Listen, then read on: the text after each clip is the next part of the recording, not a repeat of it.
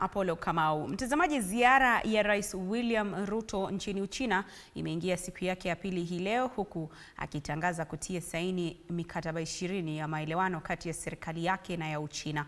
Akizungumza kutoka mji mkuu wa Beijing, Ruto ameeleza kuwa mikataba hii itasaidia kufadhili miradi ya maendeleo kama vile upanuzi wa uchukuzi wa SGR kutoka Naivasha hadi Malaba.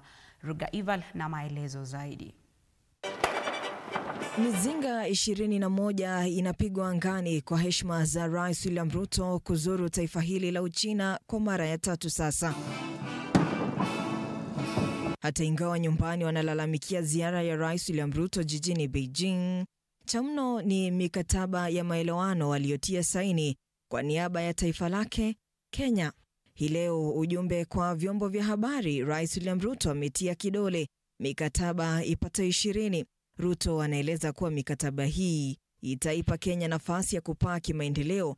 Kwa mfano, kuna mikataba kuhusu kilimo, utalii na miundombinu. Mikataba inayosema itawapa Wakenya wapatao 28,000 nafasi za ajira. Aghalabu uanzishwaji wa eneo maalum la kiuchumi, yani Special Economic Zone, katika kaunti ya Kilifi unatarajiwa kuunda ajira 5,000 na upanuzi wa viwanda katika kaunti ya Machakos, Murang'a na Mombasa vivyo hivyo. Miradi ya kilimo katika kaunti za Kajiado na Baringo ikilenga ufugaji wa kuku, ukulima wa aloe vera na mizabibu, na inatarajiwa kuunda nafasi za ajira 10,500. Isitoshe, Rais Xi Jinping, rais wa nchi nambari 2 yenye uwezo mkubwa wa kiuchumi ulimwenguni, amekuwa akifanya mkutano na viongozi kutoka bara la Afrika kwa lengo la kuboresha viwanda, kilimo, biashara, uwekezaji, mafunzo na miundombinu kwa njia ya kuwapa mikopo, swala ambalo viongozi na Wakenya wamekuwa kilikashifu kwa madai kuwa fedha zikopwazo nchini Uchina huishia kwenye mifuko ya watu tu na katu haziwasaidii Wakenya kama zinavyokusudiwa.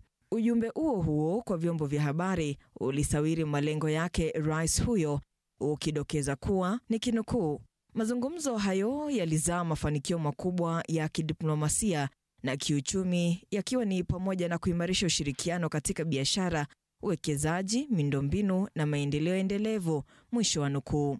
Wakenya watafaidika na mikataba hii zaidi katika shughuli za kuuzia Uchina majani chai, kahawa, maparachichi, makadamia na mazao mengine ya kilimo. Hapo kesho Rais William Ruto atazuru mkoa wa Fujian, kitovu kikuu cha uzalishaji kusini mashariki ya Uchina, kinachojulikana kwa sekta ya viwanda vyenye nguvu zaidi ya kutengeneza chai.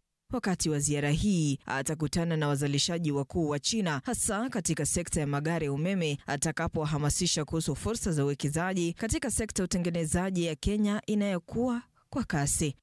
Rugaival, TV47.